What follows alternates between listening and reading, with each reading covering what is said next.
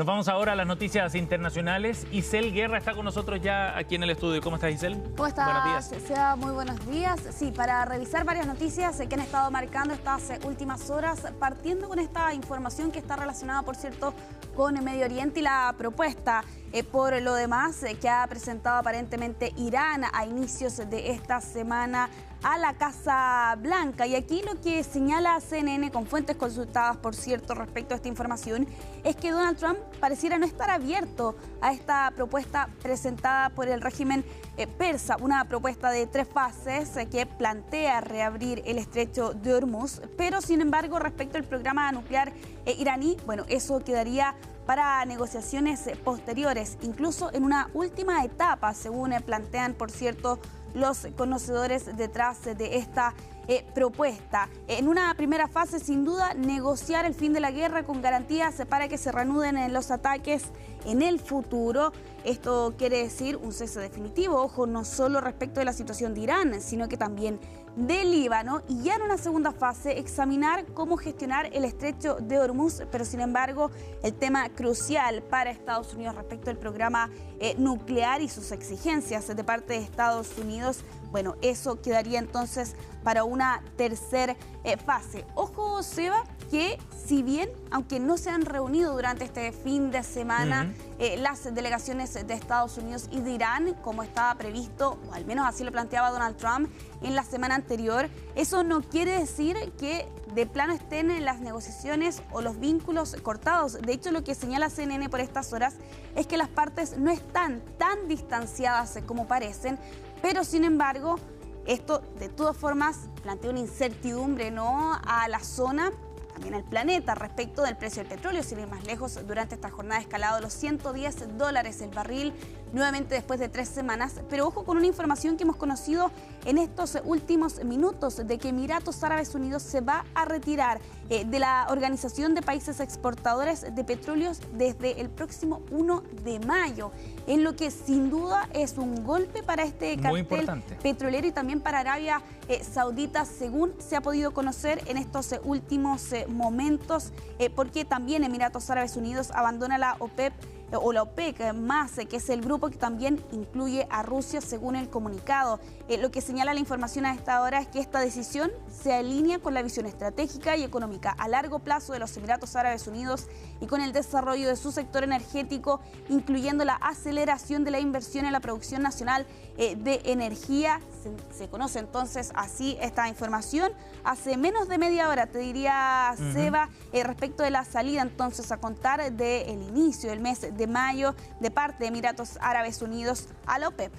Es un hito muy relevante en materia económica, porque el peso que tiene la OPEP es enorme, sí, desde la década de los 70, que ha logrado generar un polo, digamos, de producción petrolera muy importante, con un peso político tremendamente relevante.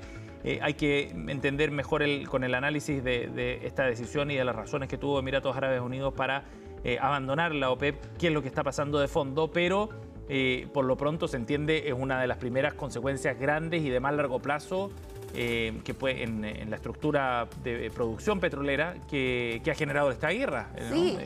Y un cambio muy relevante. Sí, aquí además del comunicado de parte de Emiratos Árabes Unidos se suma, por cierto, también un comunicado del ministro de Energía, también a través de su cuenta de X, y señala: la decisión de Emiratos Árabes Unidos de retirarse de la OPEP refleja una evolución política alineada con los fundamentos del mercado a largo plazo, según se puede leer, por cierto, a esta hora, aunque plantean: seguimos comprometidos con la seguridad energética, proporcionando un suministro fiable, responsable y con bajas emisiones de carbono, al tiempo que apoyamos también la estabilidad de los mercados mundiales. Este país llevaba mucho tiempo presionando para que la OPEP impusiera cuotas de producción más elevadas, ya que estaban buscando ampliar también su capacidad mucho más allá de los niveles que le asigna el cartel, ¿no? Este grupo, fundado en 1960 por Arabia Saudita, precisamente, que es una de las naciones que entonces se lleva el golpe precisamente detrás de esta información que se ha conocido durante esta hora, y que también está compuesta, ojo, por Irán,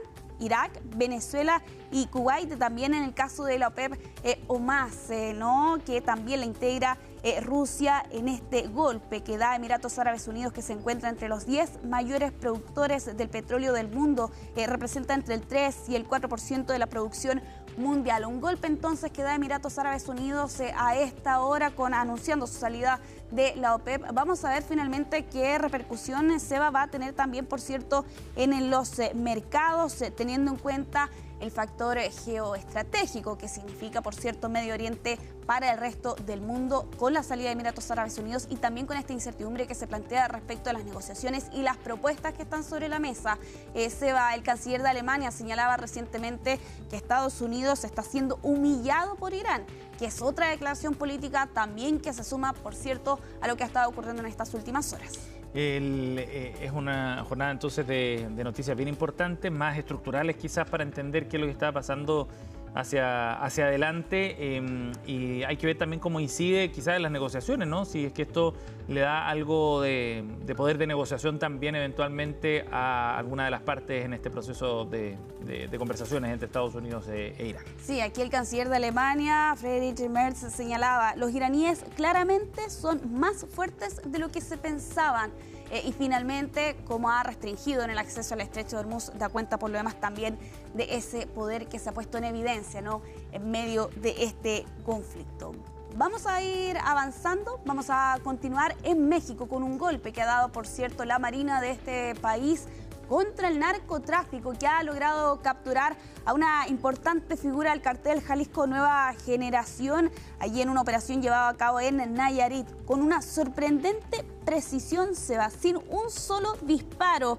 500 miembros de la Marina, acompañados de 6 helicópteros y un dron, lograron capturar a Audia Flores Silva, también conocido como el Jardinero, este hombre de 45 años, uno de los narcotraficantes más buscados. Se consideraba como un posible sucesor de Nemesio Oseguera, el Mencho, ¿no?, el líder precisamente del cartel Jalisco Nueva Generación, y que fue capturado hace algunas semanas atrás. En el caso del denominado El Jardinero, era requerido por Estados Unidos con una orden de extradición. De hecho, se habían ofrecido $5 millones por información que pudiera dar con este hombre acusado de conspiración para distribuir cocaína y heroína, y que controlaba zonas del Pacífico mexicano. Bueno, a él lo siguieron por 19 meses y descubrieron que más de 60 hombres protegían, por cierto, su figura. Todos ellos huyeron al momento del arresto que están viendo ustedes allí en pantalla, y se concretaba el día de ayer. Hay un cambio notable, por cierto, no se disparó ni una sola bala, según señalan aquí las autoridades mexicanas. Un cambio total respecto a la captura del Mencho, ¿no?, que vimos hace algunos meses atrás, donde murieron decenas de personas, incluidos civiles, en esa operación, que además generó una respuesta en diferentes puntos de México con una violencia elevada, por cierto, respecto a lo que había ocurrido en otras oportunidades, y claro, con al menos hasta este momento sin muertes reportadas a raíz de la captura, por cierto, de esta importante figura del cartel Jalisco Nueva Generación. Otro golpe que sorprende de parte de México, que recientemente ha renovado esa cercanía con Estados Unidos precisamente para poder llevar a cabo este tipo de acciones. Muy importante los golpes porque son en corto plazo también.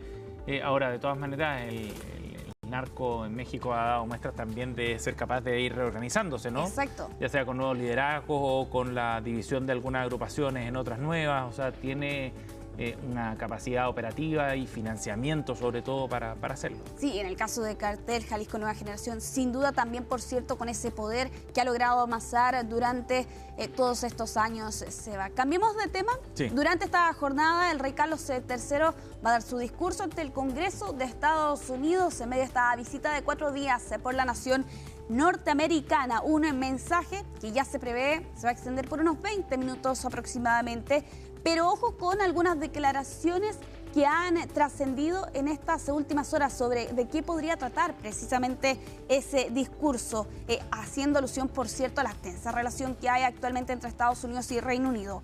Lo que se señala es que va a mencionar lo siguiente: una y otra vez, nuestros dos países siempre han logrado la manera de unirse, haciendo un llamado a la reconciliación y a la renovación, abogando por los valores compartidos de la tolerancia, la libertad y la igualdad, y también haciendo alusión a concretar medidas en específico, apoyar a la OTAN, proteger a Ucrania, ¿no? Y permanecer unidos, según se ha podido conocer, por cierto, en estas últimas horas, en medio de este viaje, ¿no?, que realiza el rey Carlos III, el primero de un monarca británico desde la reina Isabel II en 2007, y en medio también, por cierto, de lo que ha sido el recibimiento en la Casa Blanca. Lo están viendo ustedes allí en pantalla, las actividades el día de ayer, esta reunión con Trump y con la primera dama Melania Trump en la Casa Blanca, allí tomando té en el Salón Verde, y claro, con este contexto de tensión entre estas dos naciones, por cierto, se ha visto bastante agravada a raíz precisamente del conflicto en Medio Oriente. Nos quedamos en Estados Unidos también relacionado con figuras de la Casa Blanca